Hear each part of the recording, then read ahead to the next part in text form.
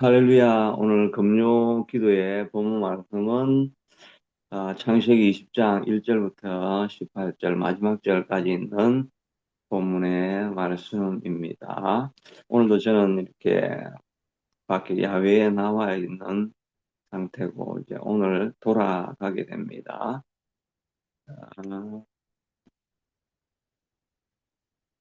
여기서 저는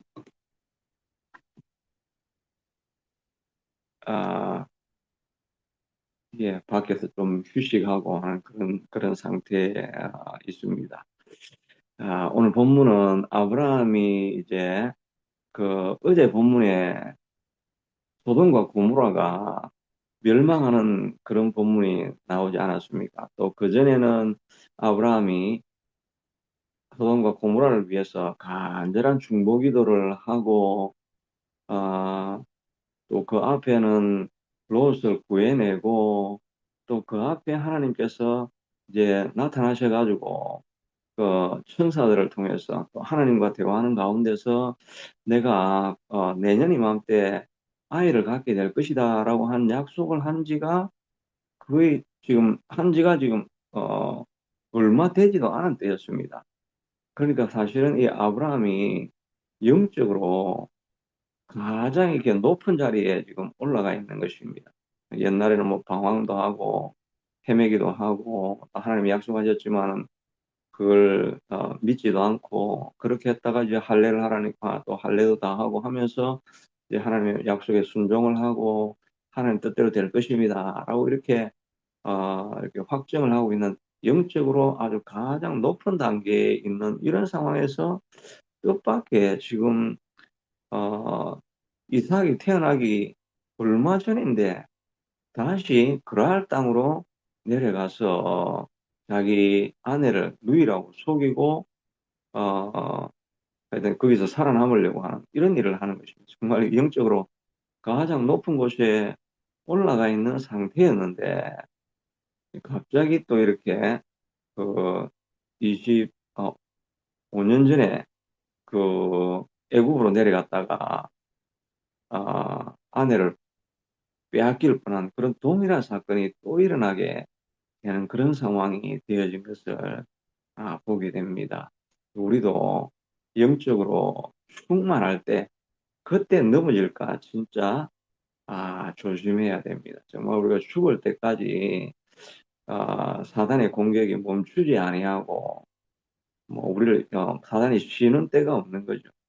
죽을 때까지 우리가 경계하지 아니하면 마지막에 가서 우리가 실수하는 일들이 일어날 수가 있다는 걸 우리가 늘 기억해야 할 것입니다. 또 뭐 많은 그 훌륭하신 목회자들도 그렇게 많은 헌신과 수고와 땀을 통해서 좋은 이름을 얻고 또 사람들에게 가장 선한 영향력을 미치게 되고 이러셨던 분인데 마지막이 좀 안 좋은 소문이 나가지고 그래서 사람들에게 실망감을 주고 또그 좋은 영향력이 많이 사그러드는 그런 경우도 우리가 종종 보지 않습니까? 그러니까 우리가 하여튼 죽을 때까지 또 영적으로 내가 참 충만하다고 생각되어졌던 그때에 사단의 공격이 있게 되어지는 것입니다. 어려움이 찾아오게 되고 조금만 방심하면 우리의 신앙이 또 원상태로 돌아가는 그런 모습을 보게 되죠. 우리가 죽을 때까지 뼛속까지 우리가 죄인이기 때문에 우리가 정신을 차리고 있지 않는 그 한순간에 다시 떨어지게 되는 것입니다. 그래서 너희가 선줄로 생각할 때 떨어질까, 넘어질까 조심하라. 그 말씀을 우리가 기억하고 뭐 계속 반복되는 이야기지만은 이 바울이 끊임없이 죽을 때까지 자전거 인생을 하는 거죠. 바울은 죽을 때까지 혹시 자기가 넘어질까 해서 자기 몸을 쳐서 복종함으로 내가 마지막에 가서 혹시 실수하지 않게 되기를 경계하고 있는 그런 바울의 모습을 우리가 보기도 합니다. 우리도 늘 마지막까지 깨어있게 해달라고 또 주님 부르실 그날까지 실수하지 않는 인생이 될 수 있게 해달라고 그렇게 하나님 앞에 늘 주의하는 마음, 기도하는 삶의 태도를 놓치지 않아야 될 것입니다. 어제도 잠깐 말씀드렸지만 저는 여기 와서 오히려 기도가 좀 깊어지고 최근까지는 제가 설교하다가 하고 나면은 기도 문이 참 안 열린다 이런 생각을 했는데 오히려 여기 와서 제가 기도하는 중에 정말 기도의 문이 열린다고 할까 내 마음이 열려서 정말 중보해야 될 기도가 좀 나오고 내 마음을 담는 기도를 이렇게 좀 하게 되는 그런 시간이었습니다. 그러니까 뭐 집에 있든지 어디를 나오든지 기도하는 시간 이거를 이제 우리가 늘 놓치지 않아야 되겠다는 생각을 하게 되고 그리고 여기도 나와가지고 이렇게 아침에 기도로 시작을 하니까 뭔가 좀 힘을 얻고 이렇게 하루를 시작하게 되는 것 같습니다. 저는 하여튼 또 어, 이게 다른 사람도 다 그런 줄 알았는데 다 그런 건 아닌 것 같고 아침에 일어나면 분위기가 엄청 제가 좀 마음이 상당히 오늘도 힘차게 하루를 시작해 봐야 되겠다 이런 느낌으로 하루를 시작하는 게 아니고 뭔가 항상 좀 어두운 느낌 이런 게 자고 나면 좀 아침에 있을 때가 더 많은 것 같습니다.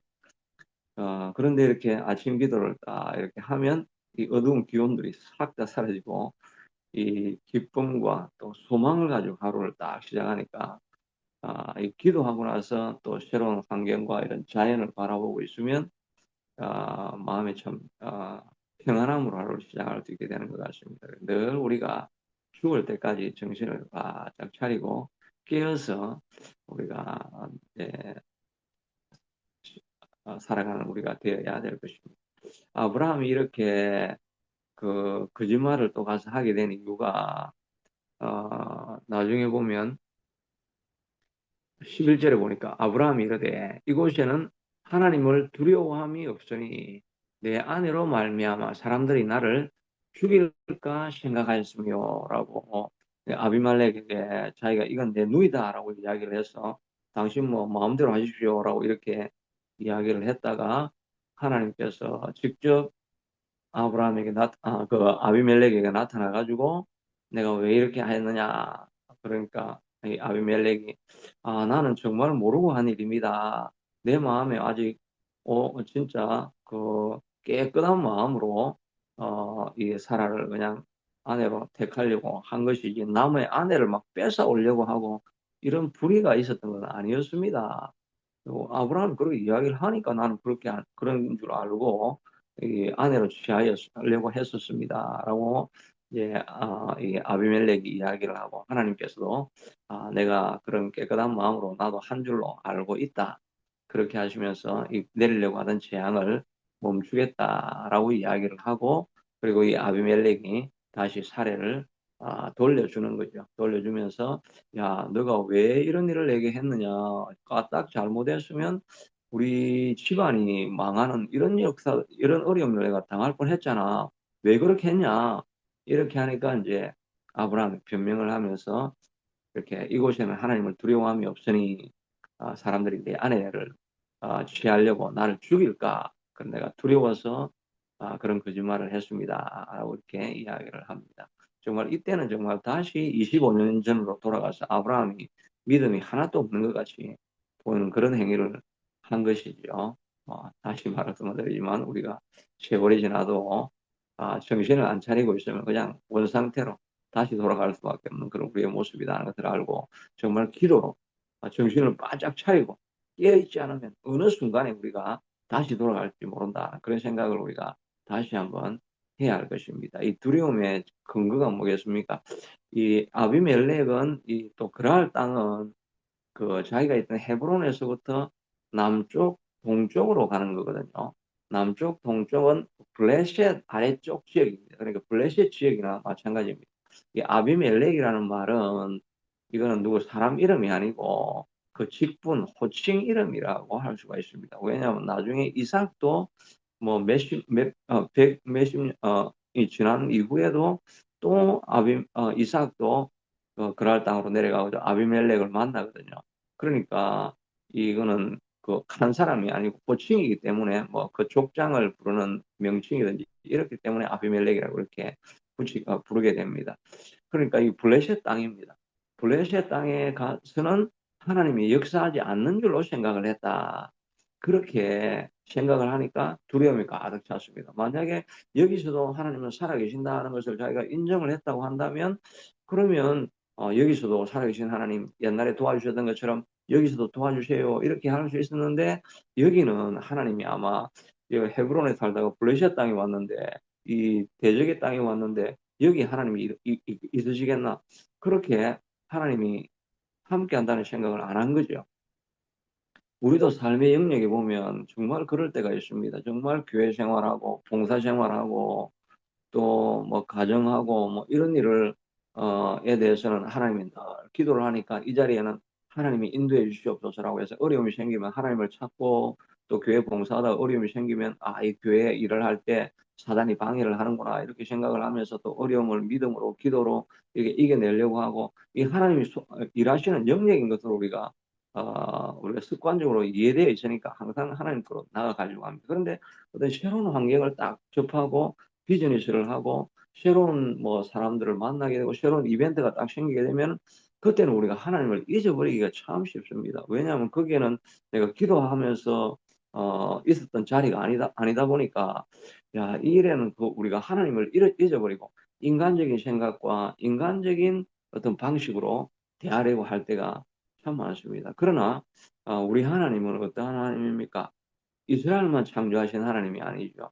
블레셋과 온 세계 우리 삶의 모든 영역에서도 하나님이 일하시는 그런 영역이다 하는 것을 우리가 잊지 않아야 될 것입니다. 우리 하나님은 온 세계를 만드신 하나님이기 때문에 하나님이 관여하지 않는 영역은 없다는 것입니다. 내 마음속에 새롭게 생기는 염려, 근심, 걱정 그런 것들도 우리가 돌아보면 그 문제는 하나님 앞에 우리가 가져가지 않는 문제이기 때문에 그게 우리의 염려가 되고 근심이 되고 두려움이 되어서 하나님을 찾지 않는 영역이 되는, 되는 것 같습니다. 그러니까 우리가 새로운 환경을 만날 때 정말 갑자기 또 차사고를 딱 당했다.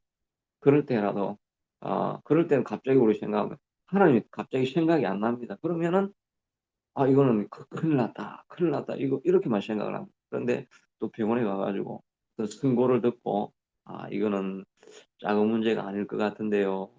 이거는 아마 큰 병으로 어떻게 될지도 모릅니다. 어떻게 될지도 모릅니다. 이런 이야기를 만약에 딱 듣고 나면 사람들이 그냥 갑자기 완전히 패닉이 돼버리죠.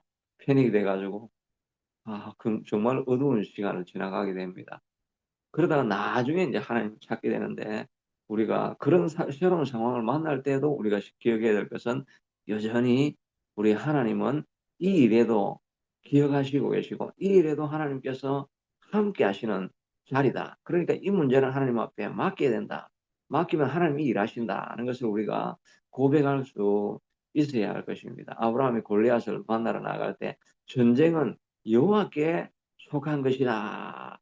이걸 자기가 깨달으니까 그 골리앗이 아무것도 아닌 것 같이 보이게 됩니다. 요사벳에게 모압, 암몬, 마온 사람 연합군들이 선전포고도 안 하고 갑자기 딱 몰려와가지고 지금 한 60km 근처까지 와가지고 공격하고 있다는 이야기를 요사밭이 늦게 듣게 됩니다.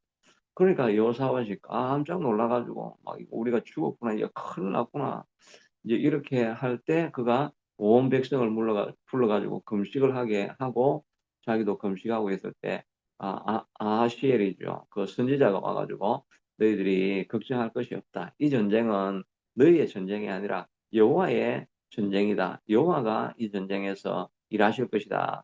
그 말을 들을 때 요사밭이 이 싸움에도 하나님이 함께 하시는구나. 이 급박한 상황 속에서도 우리 하나님이 일하시는 것이구나 하는 걸 그때 자기가 깨달으니까 마음에 용기를 얻고 담대함을 얻고 그가 이 싸움도 이제 하나님이 하시는 싸움이니까 아예 성가대를 앞에 세워가지고 여호와께 감사하라 그의 선하심과 인자하심은 영원함이로다라고 이렇게 하나님 앞에 선포하고 달려나가니까 정말 하나님이 싸우게 하시니까 자기들끼리 다 죽여가지고 전리품만 가져오는데 3일이나 걸려도 전리품을 다 가져오지 못할 만큼 엄청난 승리를, 대승을 하는 역사가 일어나게 된 것입니다. 그전까지는 두렵고 떨림이 있다가 선지자의 말을 듣고 오늘 이와 같이 아침에 전해지는 이런 말씀을 듣고 내 마음에 근심이 있었는데, 이 일도 하나님이 하시는 것이네.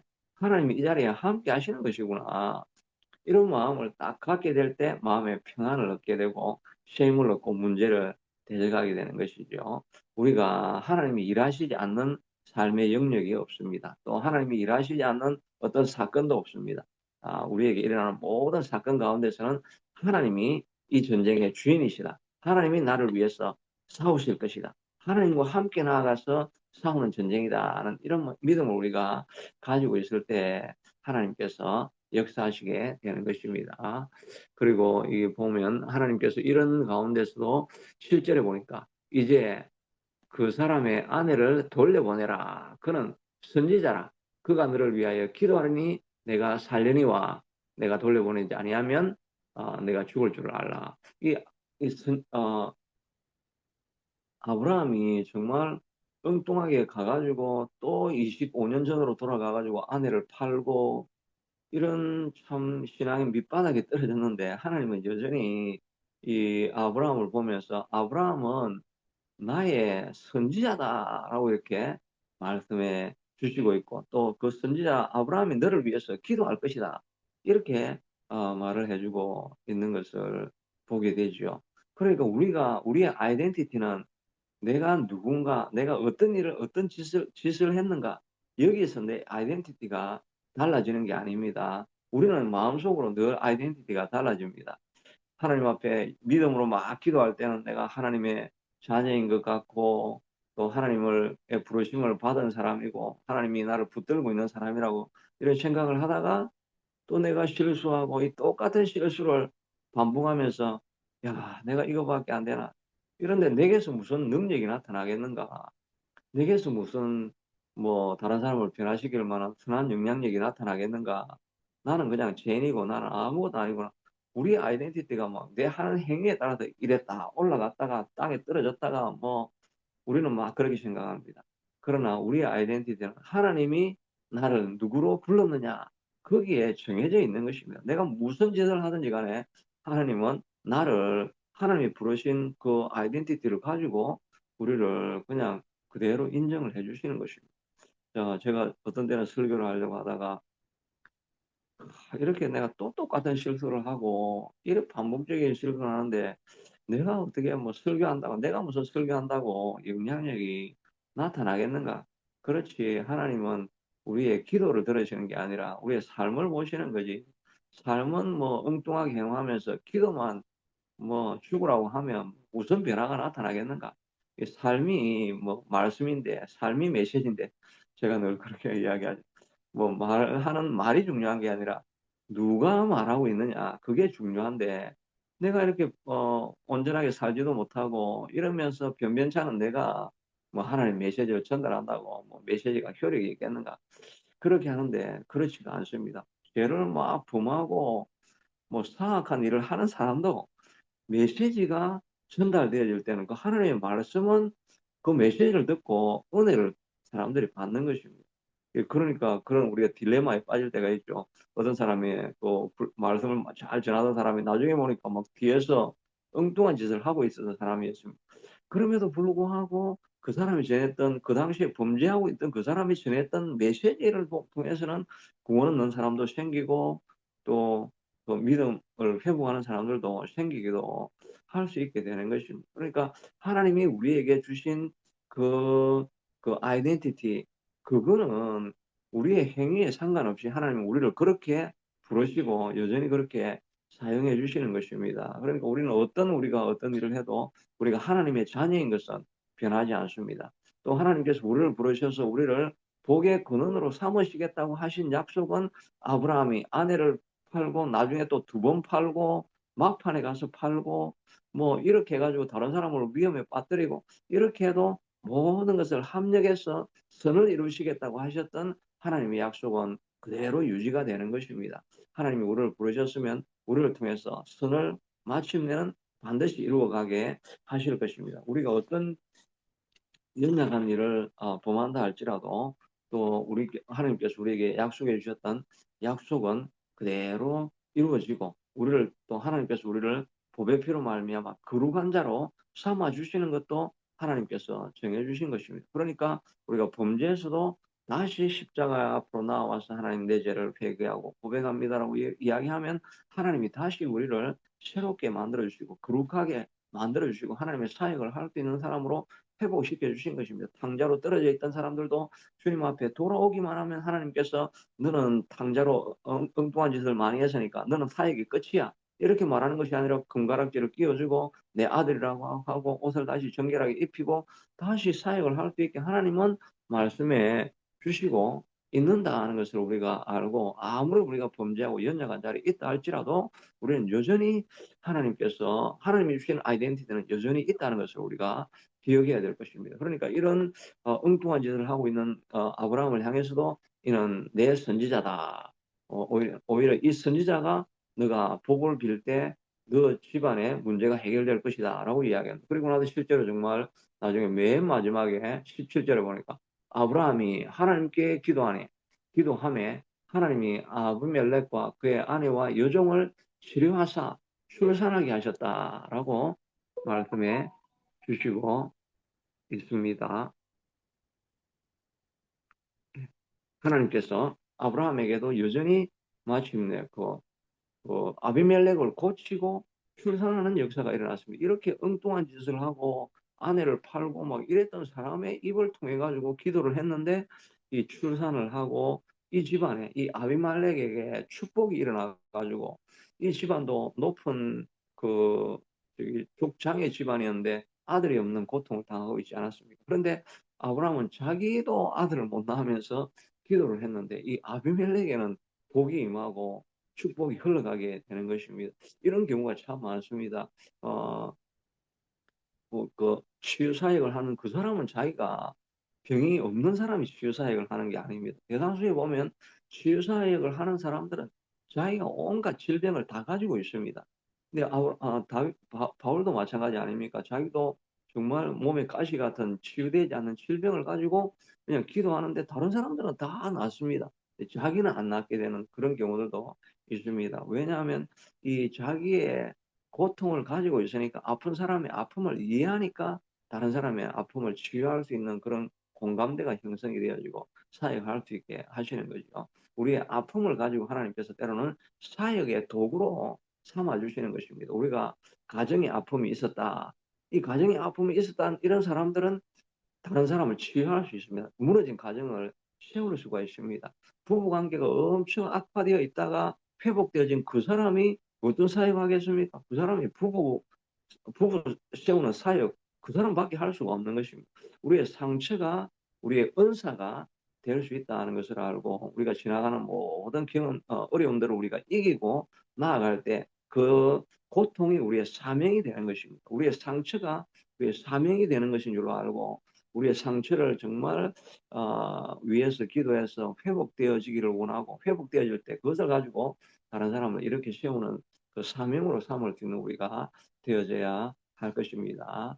여하튼 하나님은 이런 실수하는 아브라함을 다시 이렇게 세워서 사역자로 하나님께서 마침내 이끌어 가시게 되어지고 우리가 아무리 연약해도 하나님 우리를 버리시는 것이 아니라 회복해서 다시 사용하신다는 것을 알고 사단이 우리를 눌러가지고 너는 이런 일을 했기 때문에 더 사역을 할 수 없어 이렇게 정죄할 때마다 주님의 보혈로 우리는 새로워지고 하나님의 나라를 부르신 사명은 내가 무슨 짓을 하여도 하나님께서 다시 회복시켜서 온전한 사람으로 사역을 하게 하신다는 것을 알고 무너지지 아니하고 오늘 하루도 우리에게 맡겨진 사역들 열매 맺는 사역들을 감당할 수 있게 되기를 축복합니다. 고마우신 하나님 감사합니다. 아브라함이 가장 높은 곳에 섰는 줄 알았는데 그때 넘어지는 일을 우리가 보게 됩니다. 하나님 우리도 높이 섰다고 생각할 때 두려워하는 마음을 가지고 무너질까 조심하는 마음으로 나아가는 우리가 다 될 수 있게 되도록 하나님 도와주시기를 원하고 또 우리의 연약함이 사명이 되어질 수 있게 되도록 우리의 상처가